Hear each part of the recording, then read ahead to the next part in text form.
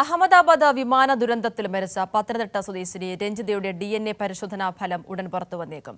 ഇതുവരെ 135 മൃതദേഹങ്ങൾ തിരിച്ചറിഞ്ഞതായി മനസ്സിലാകുന്നുണ്ട്. 101 മൃതദേഹങ്ങൾ ബന്ധുക്കൾക്ക് കൈമാറിയിട്ടുണ്ട്. സ്വാതി സന്തോഷുണ്ട് ദില്ലിയിൽ നിന്നും. സ്വാതി സൂചിപ്പിച്ചതുപോലെ തന്നെ DNA പരിശോധനാ ഫലം എപ്പോൾ പുറത്തുവരും? അത് മാത്രമല്ല, എയർ ഇന്ത്യക്ക് ഇത്തരത്തിൽ സാങ്കേതികമായിട്ടുള്ള പ്രശ്നങ്ങളൊന്നുമില്ല എന്നൊരു റിപ്പോർട്ട് കൂടി പുറത്തുവരുന്നു. ക്ലീൻ ചിറ്റ് ലഭിച്ചതായിട്ടുള്ള വിവരങ്ങൾ ലഭിക്കുന്നുണ്ട്. എങ്ങനെയാണ്?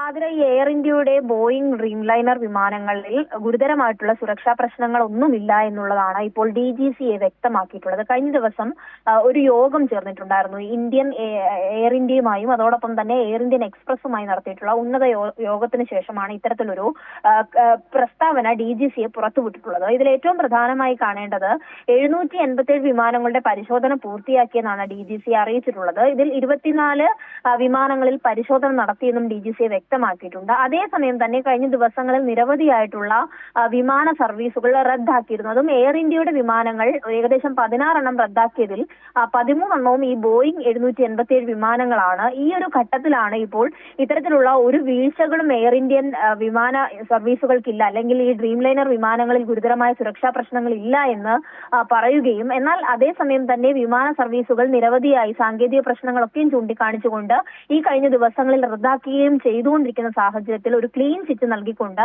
ഈ വിമാന കമ്പനികളെ അല്ലെങ്കിൽ എയർ ഇന്ത്യയെ സംരക്ഷിക്കുന്ന ഒരു നിലപാട് ഇപ്പോൾ DGCA എടുത്തു എന്ന് തന്നെ പറയേണ്ടി വരും.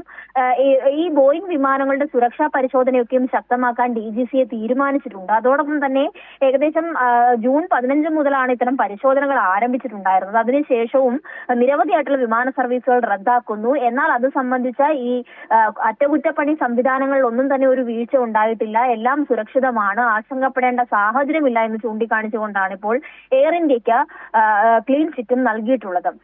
അതോടൊപ്പം തന്നെ ഈ വിമാന അപകടത്തിന് പിന്നാലെ വലിയ ആശങ്കകളാണ് ജനങ്ങൾ ഉയർത്തുന്നത്. ഇത് സംബന്ധിച്ച് വിമാന സർവീസുകൾ റദ്ദാക്കുകയും ഈ സംവിധാനത്തിൽ ജീവനക്കാരുടെ വലിയ തരത്തിലുള്ള കുറവുണ്ടാവുകയും ചെയ്യുന്നത് വലിയ തരത്തിൽ ജനങ്ങളെ ആശങ്കപ്പെടുത്തുന്ന സാഹചര്യത്തിൽ കൂടിയാണ് എയർ ഇന്ത്യക്ക് ക്ലീൻ ചിറ്റ് നൽകിയിട്ടുള്ളത്. ഇതുമായി ബന്ധപ്പെട്ട് മറ്റൊരു വിശദാംശം കൂട്ടിച്ചേർക്കാനുള്ളത്, നേരത്തെ ആതിര പറഞ്ഞ പോലെ തന്നെ DNA ഫലം സംബന്ധിച്ച് രഞ്ജിതയുടെ DNA ഫലം ഉടൻ ഉണ്ടാകും. അത് സംബന്ധിച്ച വിവരങ്ങൾ പുറത്തു വരുമെന്ന് തന്നെയാണ് പ്രതീക്ഷിക്കുന്നത്. ഈ മരണപ്പെട്ടവരിൽ ഏകദേശം 135 പേരുടെ മൃതദേഹങ്ങൾ തിരിച്ചറിഞ്ഞിട്ടുണ്ട്. 101ഓളം പേരുടെ മൃതദേഹങ്ങളാണ് വീട്ടുകാർക്ക് വിട്ടു നൽകിയിട്ടുള്ളത്. അത്തരത്തിൽ വിവിധ നടപടിക്രമങ്ങൾ ഇത് സംബന്ധിച്ച് പുരോഗമിക്കുകയും ചെയ്യുന്ന സാഹചര്യത്തിൽ കൂടിയാണ് എയർ ഇന്ത്യക്ക് ക്ലീൻ ചിറ്റ് നൽകിക്കൊണ്ട് DGCA ഒരു പ്രസ്താവന പുറത്തുവിട്ടിട്ടുള്ളത്.